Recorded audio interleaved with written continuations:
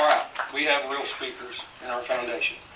I would now like to introduce fellow board member Dr. Burr Fancher to make further remarks on behalf of the MMMF. Thank you.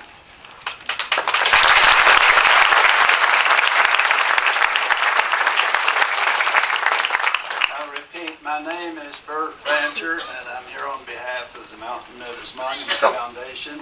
Please forgive my dress. I just came in on a wagon train from Van Seal Hill. It's been a long and dusty trip.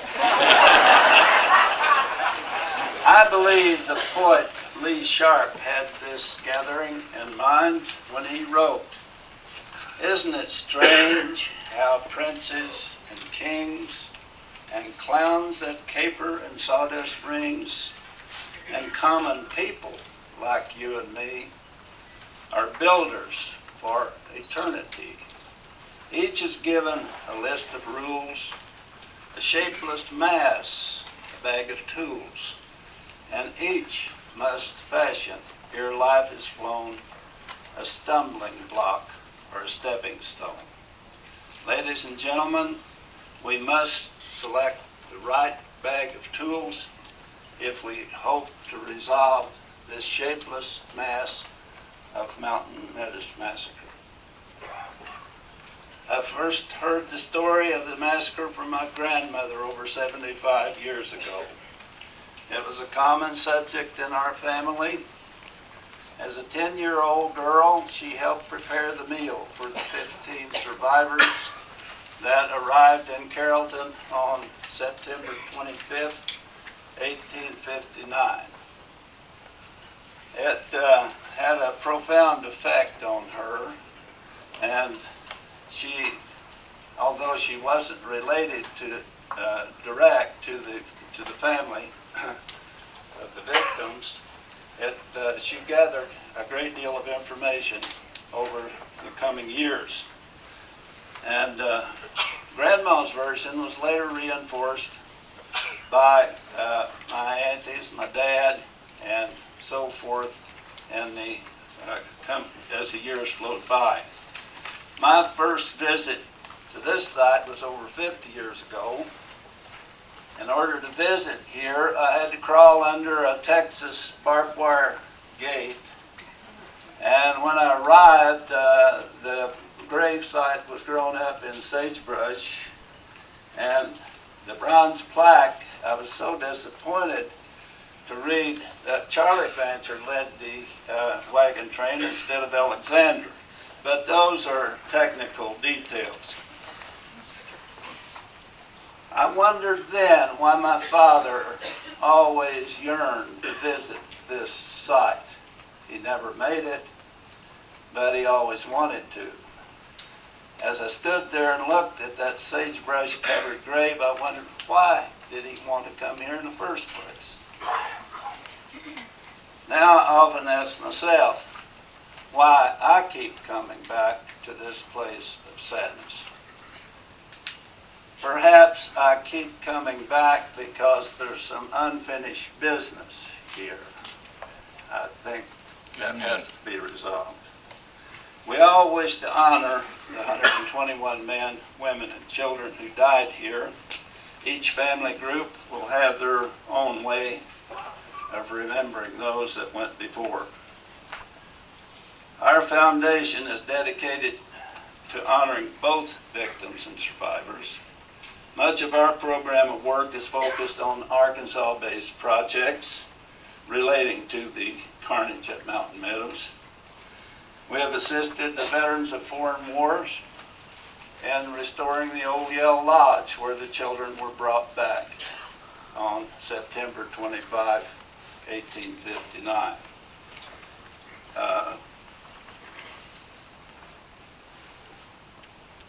Our foundation has also constructed a replica of the original Carlton grave, complete with a 16-foot cedar cross. Many people in northwest Arkansas are interested in the massacre, but they never get to Utah to see this site. This replica allows those people to have a place to pay their respects that's close to home. We're real proud of our cross and rock at Carrollton. Unfortunately, the symbol of the cross has been absent from this site since it was vandalized in 1861, although most of the victims died here as Methodists and Presbyterians. The descendant group is to be commended for the use of the cross on today's commemoration. Amen. That's right.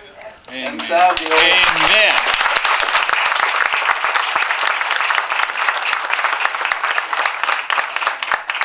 Inside the old Yale Lodge, individual wall plaques have been placed to honor each of the 17 surviving children. We collected as much information on those children as we could find and their later lives. We believe that it is important to remember or to know something about their lives after they returned to Arkansas from Utah. Carrollton has become the focal point for meetings, wagon train events, and school history tours.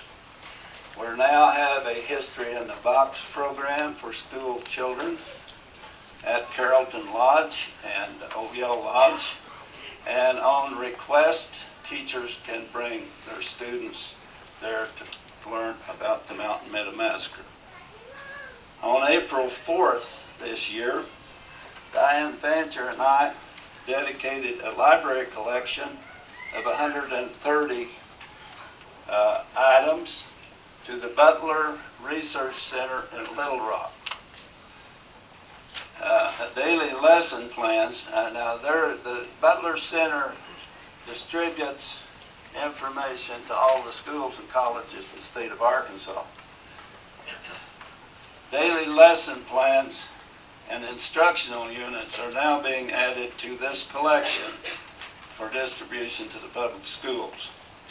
In 1953, Arkansas history textbooks devoted a total of 3 lines to the Mountain Meadows Massacre, and then it disappeared from the curriculum. For the first time in over 50 years, a chapter on Mountain Meadows is being included in the new revised Arkansas history textbooks.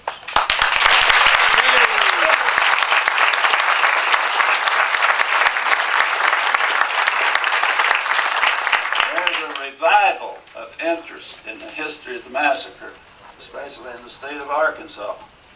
At the dedication of the Butler Library collection, over 170 people attended a noon luncheon and a PowerPoint presentation that I made there.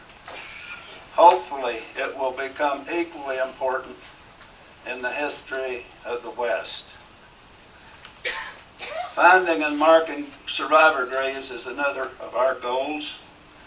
It has been a challenging project to find some of those graves of survivors. To date, we have identified and marked 15 of the 17. We think that we have found John Calvin Miller's grave down in Los Angeles County, California, but we still need to authenticate it before placing a $500 marker on it. We haven't been able to find any evidence of Mary Miller. I ran down the 18th Mary Miller last week to a dead end. So if any of you know about what she did in later life, let us know. We would like 100%. We believe that full light should be shined on the incident known as the Mountain Meadows Massacre before closure can occur. All stakeholders must seek the truth and follow their hearts in moving this unfortunate incident into the history books. It cannot be relegated to the trash bins of history or covered up by shifting the blame to others. Truth will set us free if we can only determine what the truth might be. The future of this hallowed ground must be secured for generations to come. The story belongs to the nation, and no single group has a lock on its interpretation. Amen.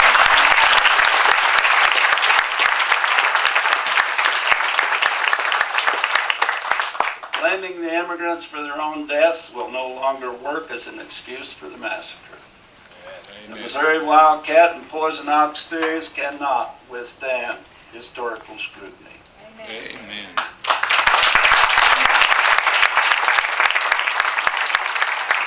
Education and information must replace stonewalling and evasion to make the massacre an open subject of Western history. Only then will true closure come. In closing, I've tried to capture a few of my own sentiments in a piece of barnyard verse. I write barnyard verse. She killed the time. What else could an 80-year-old man do? I call it the